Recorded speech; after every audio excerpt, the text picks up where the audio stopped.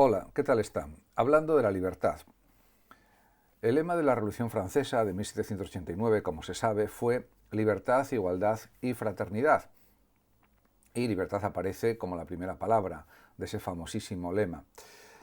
Desde esa época el término ha sobrevivido con más fuerza e intensidad y ha sido claramente el que ha triunfado en esas tres palabras, la libertad.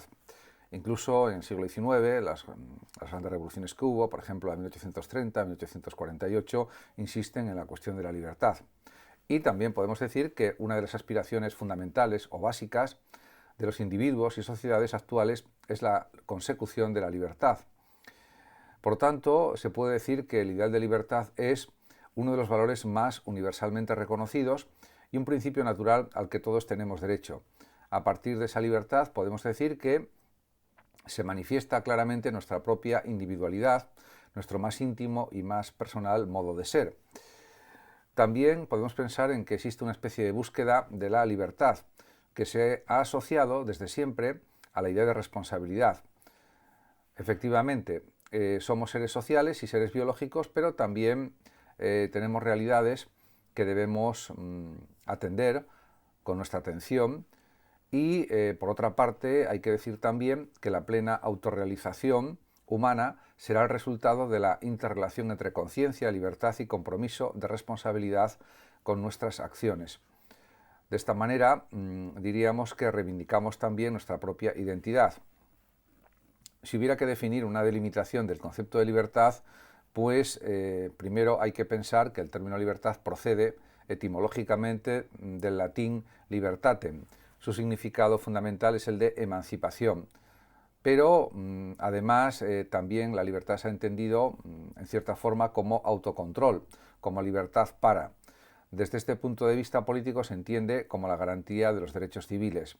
Por lo tanto, si hubiera que delimitar más claramente lo que es la libertad de, podríamos decir que tiene un sentido negativo, como posibilidad de separarse de algo o de sacudirse un peso o un yugo, y la libertad de también se identifica con la posibilidad de eliminar cualquier atadura o traba que impida el pleno desarrollo de una persona, grupo o sociedad. Yo más bien hablaría sobre todo de personas. Por otra parte, pues también es verdad que en la vida hay una lucha por la libertad y pues la libertad es como la expresión plena de la propia personalidad. Por otra parte está la libertad para.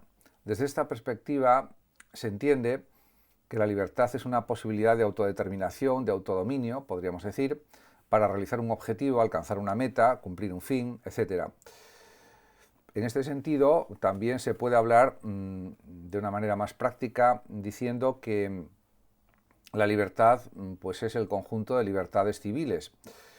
Y estas libertades son el resultado del desarrollo del liberalismo político y de las luchas reivindicativas de tipo social y político, y que se supone que estas libertades las deben disfrutar todos los ciudadanos actualmente. En definitiva, pues hay distintos derechos humanos que expresan estas libertades civiles, como son, por ejemplo, la libertad de expresión, la libertad de pensamiento, la libertad de reunión, de manifestación, la libertad de movimientos, por supuesto, libertad de prensa y la no discriminación por razón de sexo, raza o religión, etc. Si hubiera que realizar un repaso histórico del concepto de libertad, habría que comenzar, por ejemplo, sobre todo especialmente por Grecia, la antigua Grecia. Hace pues 2400 años, 2300, 2500. Por esa época la libertad en Grecia era un concepto, diríamos, básicamente jurídico-político.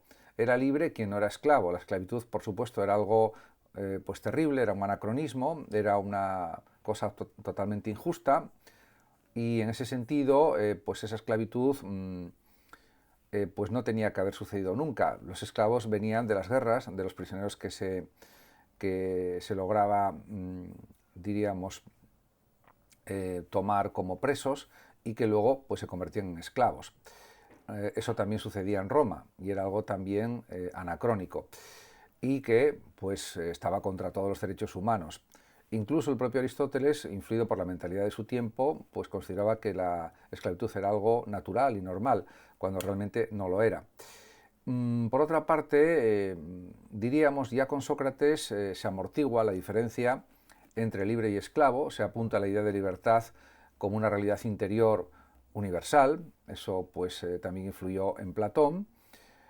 De todas maneras, Sócrates, al igual que Platón, su amigo y discípulo, tiene una consideración negativa de la libertad individual absoluta, pues según su planteamiento destruye un cimiento de la sociedad básico porque la arrastra a la anarquía.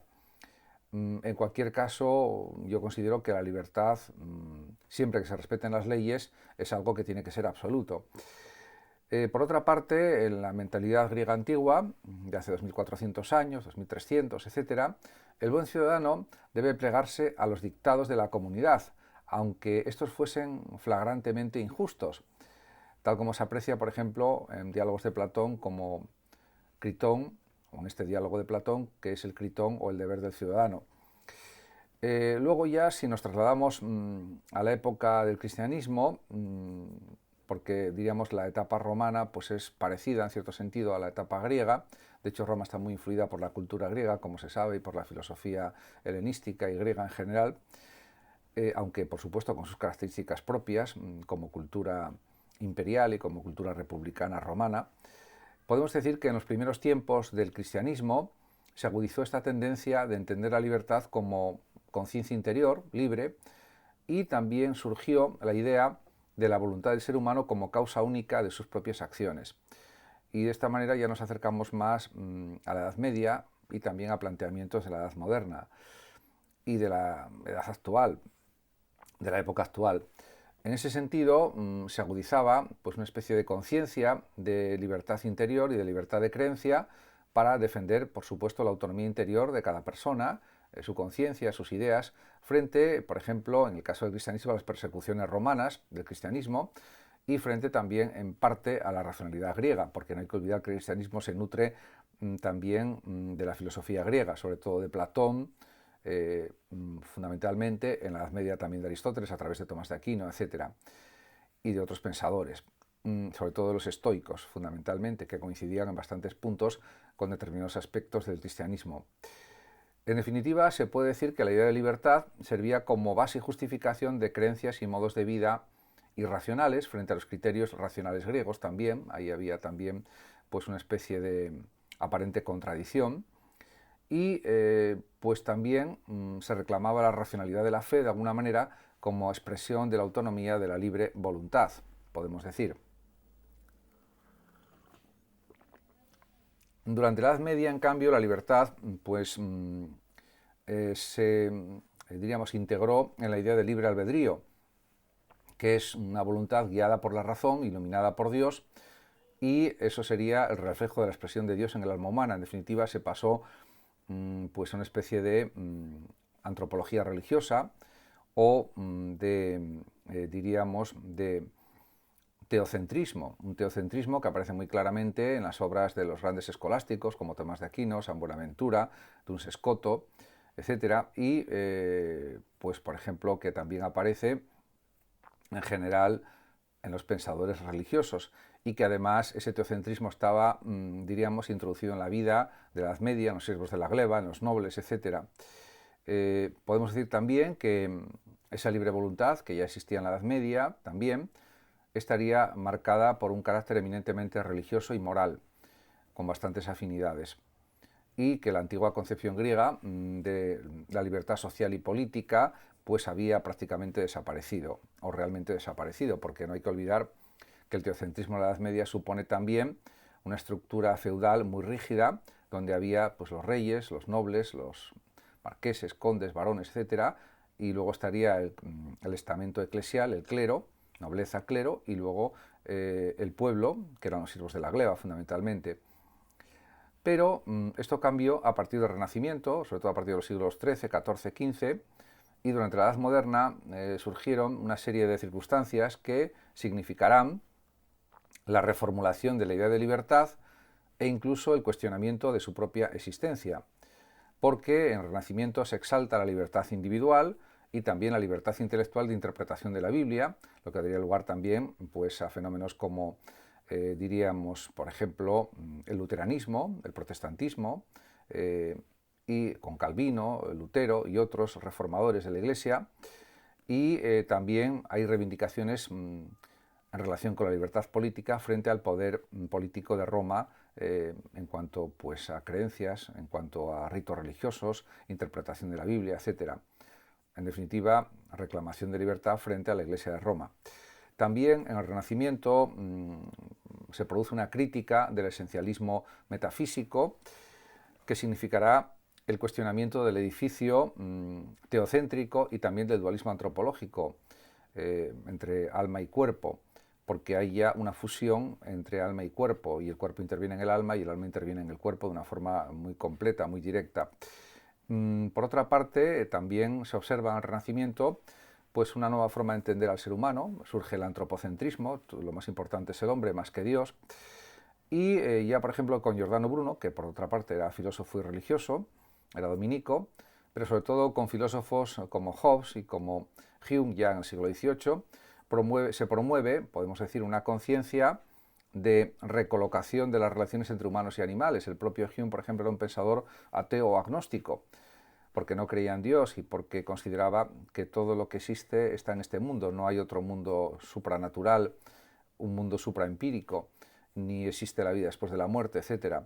Por lo tanto, hay un giro copernicano acerca de lo que es el ser humano, lo que representa, y también en relación con el origen de los actos morales. No hay que olvidar que Hume era un pensador, un filósofo emotivista, y que consideraba que la razón, diríamos, no es lo que explica las conductas morales, ni las buenas ni las malas, sino que las conductas éticas son el resultado de sentimientos, de emociones.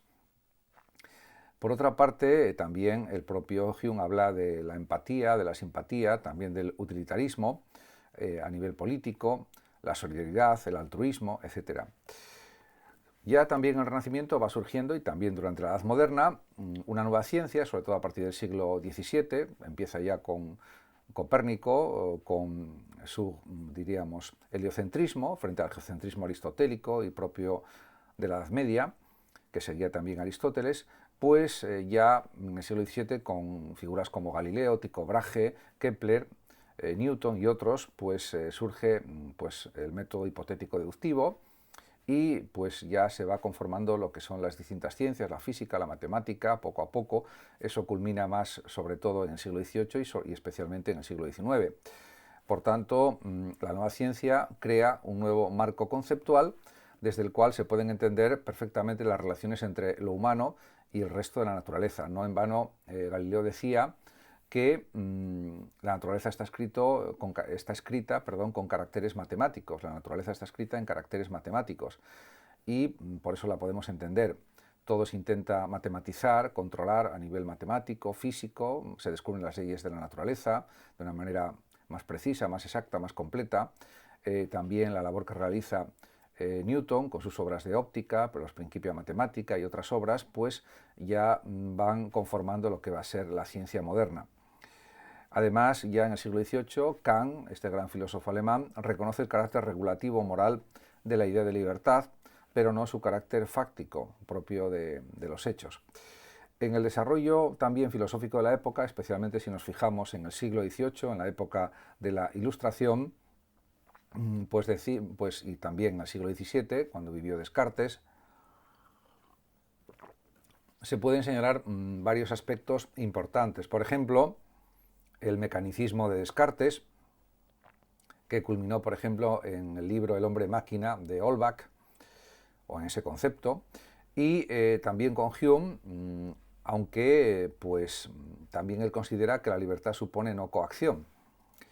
Como podemos observar, pues la libertad pues, ha tenido distintas valoraciones y consideraciones a lo largo de la historia, y siguiendo con este análisis histórico,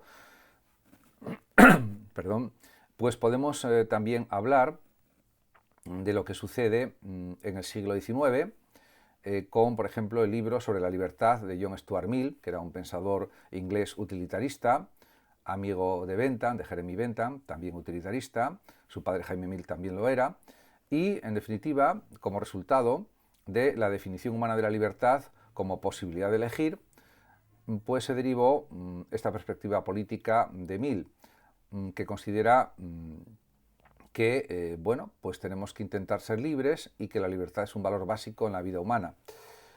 También, por ejemplo, en el último siglo XX, bueno, en el siglo XX, podemos decir, se ha reconocido el debate de la libertad en relación con la necesidad y, por ejemplo, ya a nivel de la ciencia, en la mecánica cuántica y en general en la física, por ejemplo, a partir sobre todo de los desarrollos, insisto, de la mecánica cuántica, surge el principio de indeterminación de Werner Heisenberg y la introducción del análisis de probabilidades, introduciendo también márgenes de error en la predicción científica.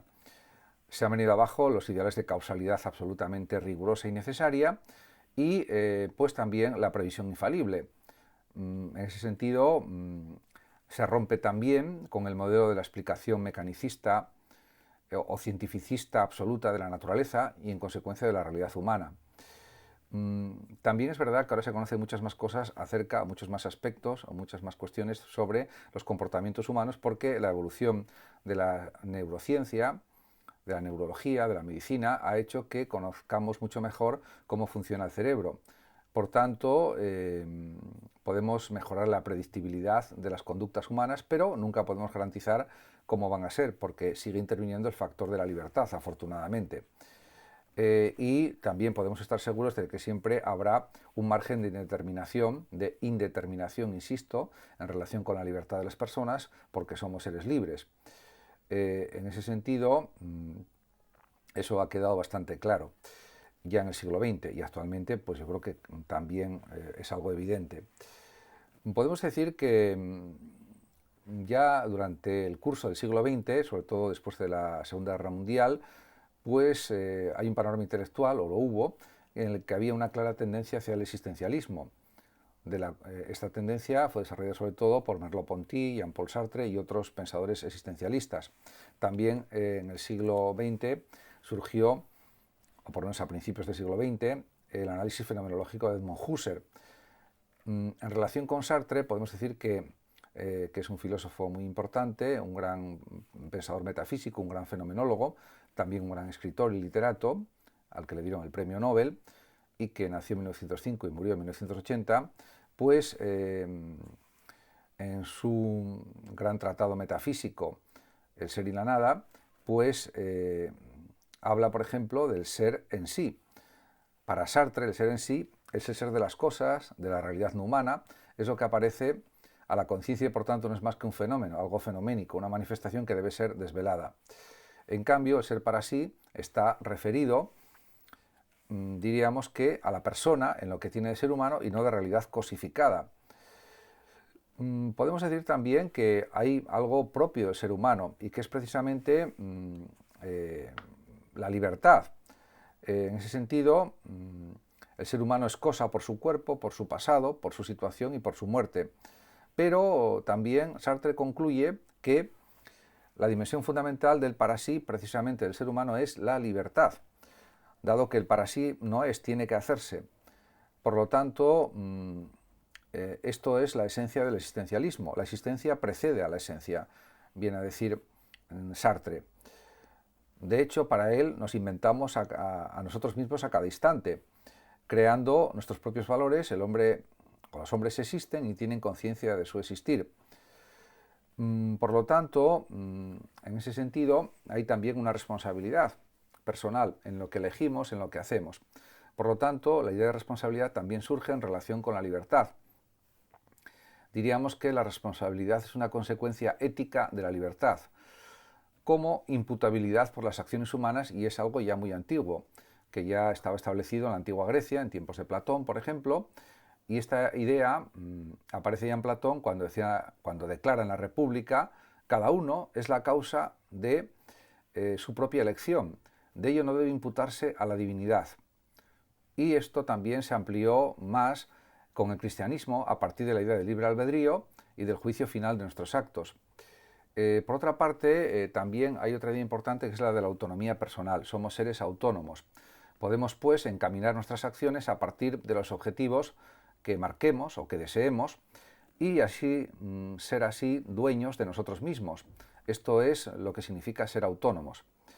Por lo tanto, desde esta perspectiva podemos decir que La responsabilidad consigo mismo supone asumir el compromiso de desarrollar conductas saludables y respetuosas con nuestro cuerpo también y con nuestro espíritu, entendiendo por espíritu intelecto y sensibilidad, con nuestro entorno familiar y social más próximo también. Pero desde la perspectiva estoica de lo propio llegamos al compromiso de alguna manera con el conjunto de la humanidad y con el de la naturaleza. El propio Sartre habla de que el hombre está condenado a ser libre. Lo dice en su gran libro El ser y la nada, este gran tratado metafísico. Con esto creo que he explicado suficientemente algunos aspectos de lo que es la libertad y los he relacionado con la idea de responsabilidad y con otras cuestiones. Muchas gracias a todos por la atención, saludos como siempre a los oyentes de Radio Sofando de México y hasta mi próximo vídeo.